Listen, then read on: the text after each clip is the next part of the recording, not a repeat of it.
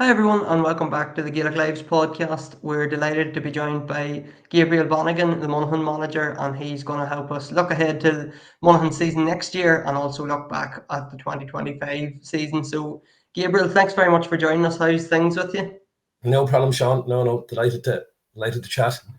Things are good. It's a bit of it's a frustrating time of the year for to be an intercounty manager because you're itching to get back, and you'd love to get your panel together. But for various reasons, this time of the year we just won't have a panel together until the new year. So we just have to make the most out of what we have. Between Ulster Club and the three teams that won the Monaghan Championships are going well, and I expect them to go on for a bit yet.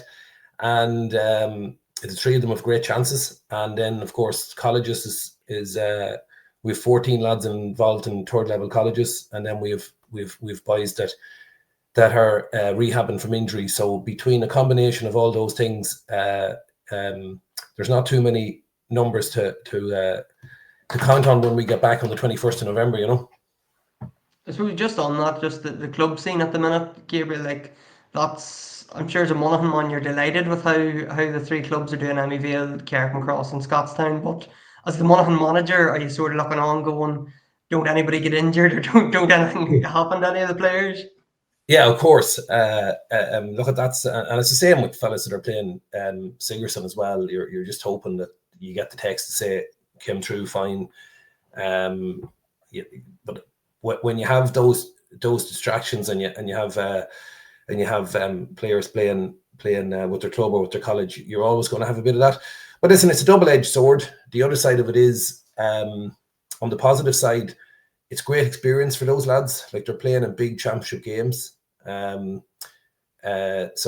that's they're going to benefit from that. And you know, some of them are coming back from injury as well, so they're getting game time. Like Ryan O'Toole missed most of the club championship. He only came back. He came on in the county final, and then he started against Niamh Connell last Sunday. Conor McCarthy made his appearance, his comeback in the county final as well. He had a big impact when he came on.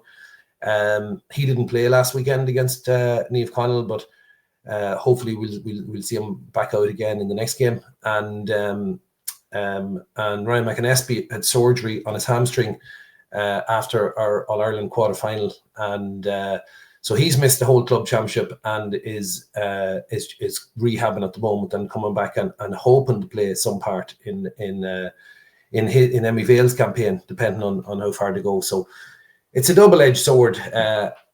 You're hoping to see those boys back on grass and not getting any setbacks, and you're hoping the other boys stay fit as well. So that's all. It's out of your control, though. You just have to wait and hope, you know.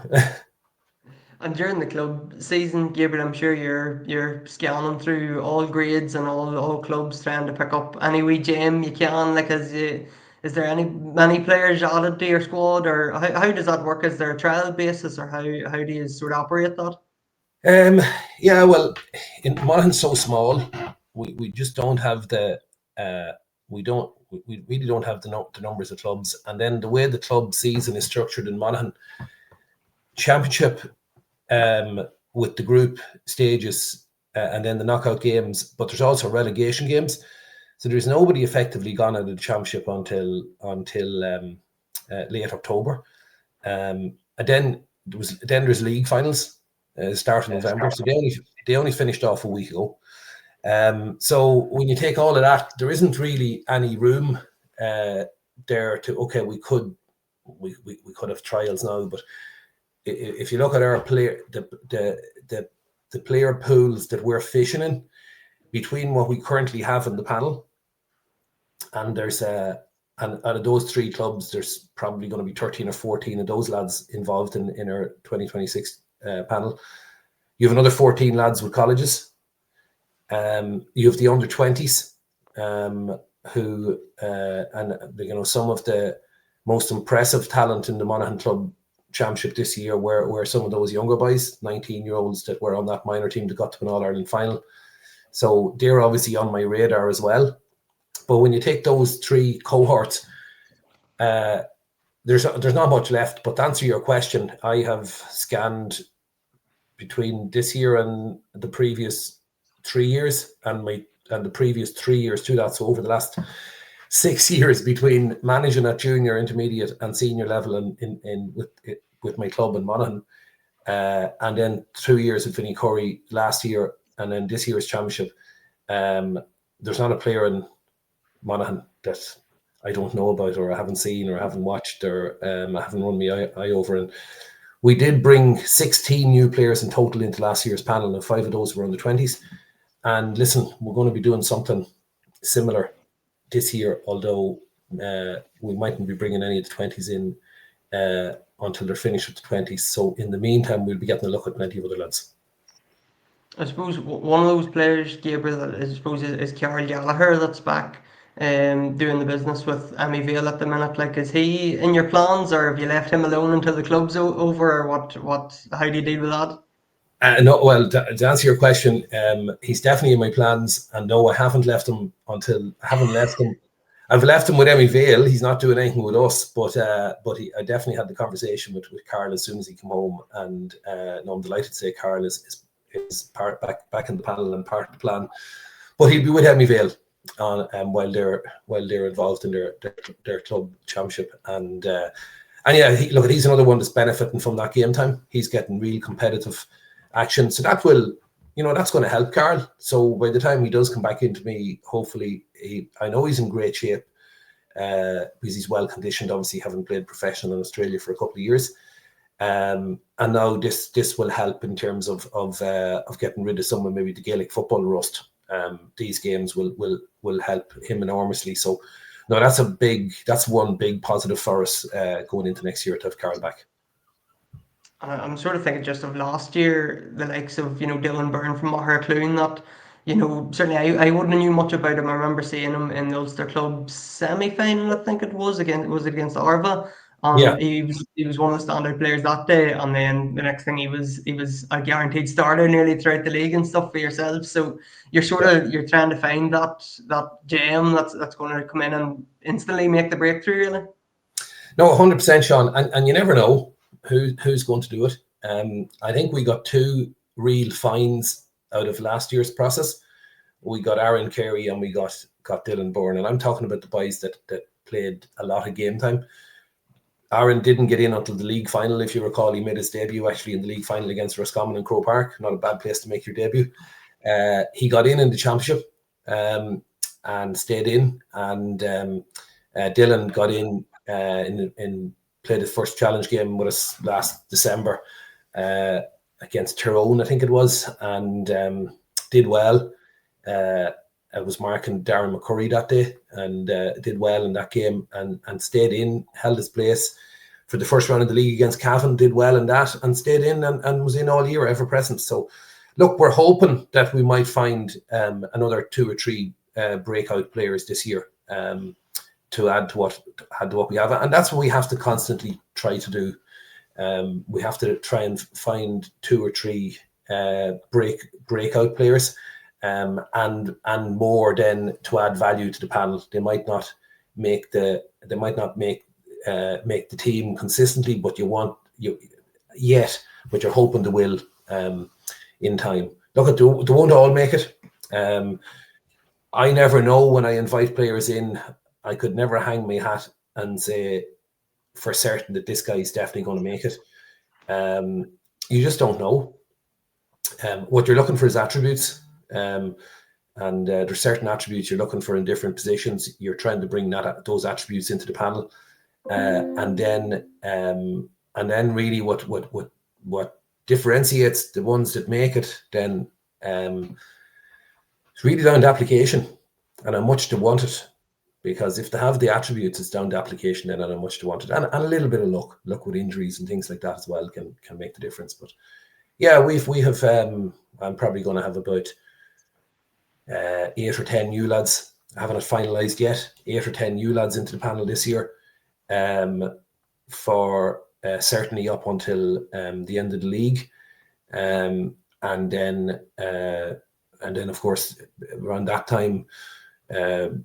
we'll see what's happening with the under-20s as well, and obviously there's a number of those lads that would be on my radar too. So it's a work in progress in terms of trying to develop and mold a panel of Monaghan footballers that can deliver on the ambition that we have over the next couple of years. Look, it goes without saying you have a couple of big shoes to fill, I suppose, in that changing room as well. You've been decimated a wee bit with like the Darren Hughes, Carol Connolly, Kieran Duffy, and them boys all stepping away. Gabriel, like I'm sure you send the boy and happy with their careers and stuff, but they're gonna be big misses in that changing room, I'm sure. They are, and look, it's no surprise to me. Kieran Duffy was a little bit of a surprise because, as I said a couple of weeks ago when Kieran stepped away, Kieran had a very good club championship at Latin. He looked in great shape. He finished the season strongly with us. I thought Kieran might have stayed on another year, but he is 35 next March, and look, at Kieran knows his body better than anybody else. Darren and Carlo, look, they were hugely valuable members of the panel this year, but like they were impact players, and like they're 38 years of age. Absolutely brilliant lads. Added real value, as I said, around to me and to the dressing room, and in everything we did last year. But being honest, it was up to themselves whether to come back or not. But I wasn't surprised because look, nobody goes on forever. But those three men, what servants they've been to Monaghan football, unbelievable. But I was reflecting over the last couple of weeks. When I say it's no surprise, I remember when Vinny asked me to come in a couple of years ago for the 2023 season, and we were going through the panel of that time when we had our first conversation. We knew that there was going to be 8, 9, 10 players over the following 3 or 4 years that we were going to be losing. Losing because they've just given everything and they've emptied the tank. And that's it. Hey, yeah, there's 9 or 10 that have from over the last 3 years, absolutely massive players from Monaghan and massive characters. So with Duff going, that's it's 9 or 10 that's gone. And how do you replace them? It's through the process that I've spoken about, the journey that we're on. When I got involved with Vinny, I was under no illusions that this was the challenge, to try and evolve the playing pool in Monaghan and remain competitive. 2023 went really well. 2024 we had a number of setbacks and didn't have a great year. 2025 we bounced back and we made a lot of progress last year. 2026 has to be written yet, so everything crossed. We can continue to build on the progress we made last year. Yeah, I was just going to ask you about 2025, Gabriel, and I suppose what you made of it. Obviously, back up into Division 1 football for 2026. I'm sure that was a big target at the start of the year, going all the way to the All-Ireland quarterfinals and being in a real good position, I suppose, at half time in that game. Like, how do you reflect on the season gone by? Was it a success, or how do you view it? Yeah, bittersweet. I mean, there's no denying it was a successful year. And if you had that offer me, Sean, this time last year, promotion back to Division 1, a Division 2 league title,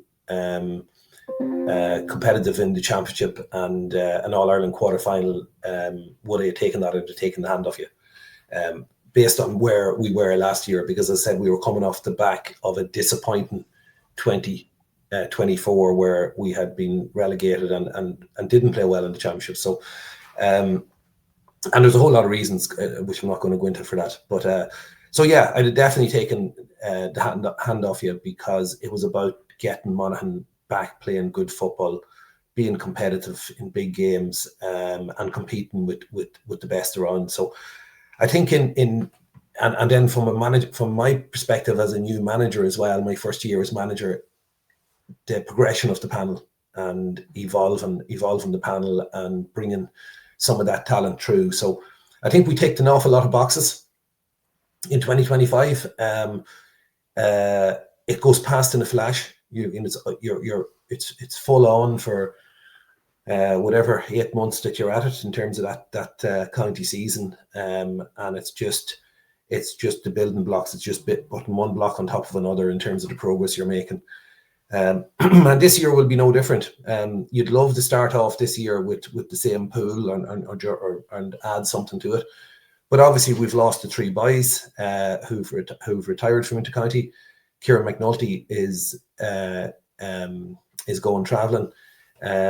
So they're all men that we're sorry to lose. But the challenge is to try and find new talent and try to make further progress.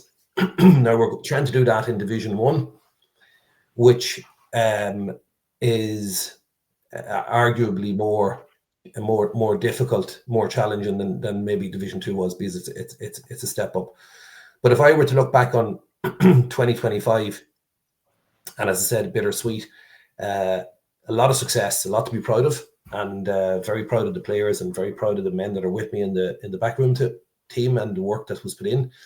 But I would be lying if I said that quarterfinal defeat didn't hurt and hurt like hell. So because you're a competitor and you want to win, and you want to win big games, and we went to Croke Park completely convinced that we had a game plan and the players to come through that quarterfinal and go further.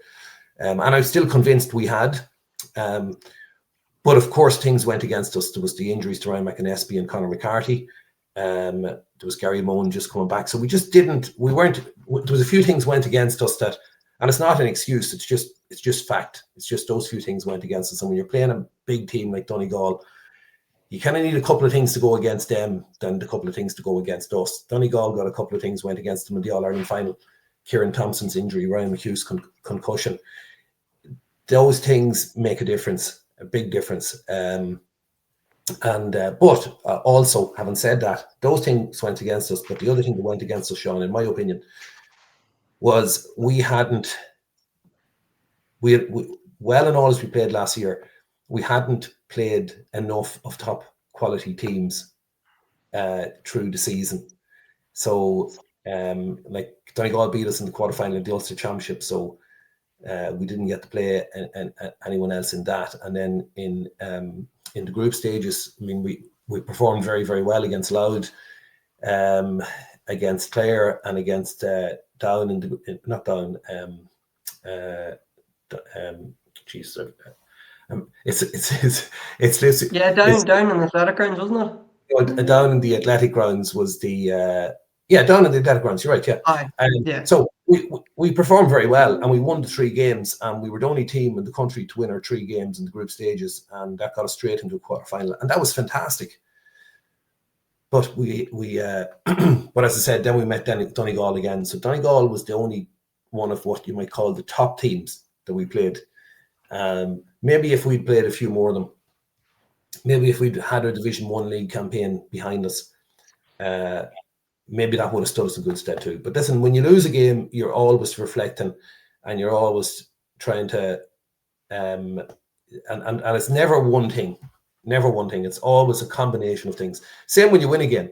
It's never one thing that's reason why you win a game. It's because of a whole lot of things that have come together. So yeah, but that still hurts a bit. But it does fuels you for the coming year. And yeah, that's why, as I said at the very start, it's a frustrating time of the year, because you're itching to get back, and you're itching to get your players, and you're itching to get working with them, and you're looking forward to getting back at it. But I just have to be patient. I'm gonna have another number of frustrating weeks ahead of me before we get them. You know. That Donegal game, Gabriel, like when do you watch that back, or do you watch it back, or how? Like you're saying about how it still hurts, obviously, and I'm sure, like being in the position. I watched it back the next morning, and okay. I had, and I've watched it back since that as well. But I watched it back the next morning, and then I had a few conversations with over the following 48 hours with boys in the management team and some of the players, and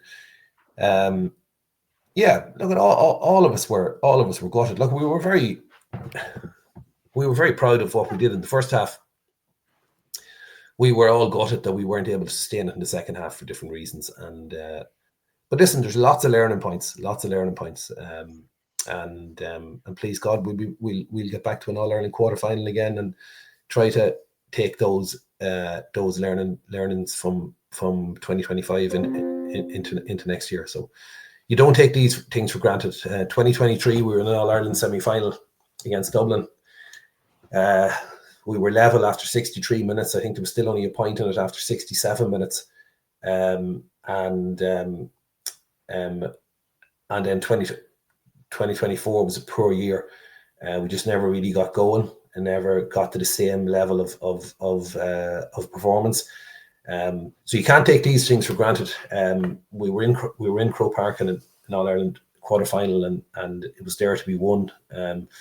Now it's about trying to make sure we get back there and try to go further next year. And looking ahead to next year, Gabriel, I suppose the McKenna Cup's back this year, which obviously we're talking about the new boys coming in and fresh faces coming into the squad. That's maybe where they're going to get their debuts and stuff. Like, are you happy to have the McKenna Cup back? Is that a big help for you in terms of running your eye over these new boys? Yeah, definitely, Sean. Definitely. Like, I know why the GPA wanted to try to reduce the season and felt maybe that there wasn't room in the calendar for that pre-season competition. I can completely understand that, and I can completely understand the logic around it. But the reality, and everybody knows this that's involved, is that you're going to be playing games anyway in preparation for the league. So why not play some competitive games? And as Gaelic football men, or GA men, if you include hurling, these are our games. It's our national sport. Gaelic football is still the most popular sport in Ireland. You have to think of everybody else that loves Gaelic football, not just those of us that are involved, but everybody else that loves Gaelic football too. The All-Ireland finished up in July. So that's August, September, October, November, December. No football. Sorry, that's not true. Obviously there's the club games, which are hugely important, and but from a county point of view, people want to get back, are itching to get back to watching county football as well. So, and people will be looking forward to the pre-season competition. Supporters, even though it's played in bad weather and it's wet and it's cold in January, but you're still going to look at.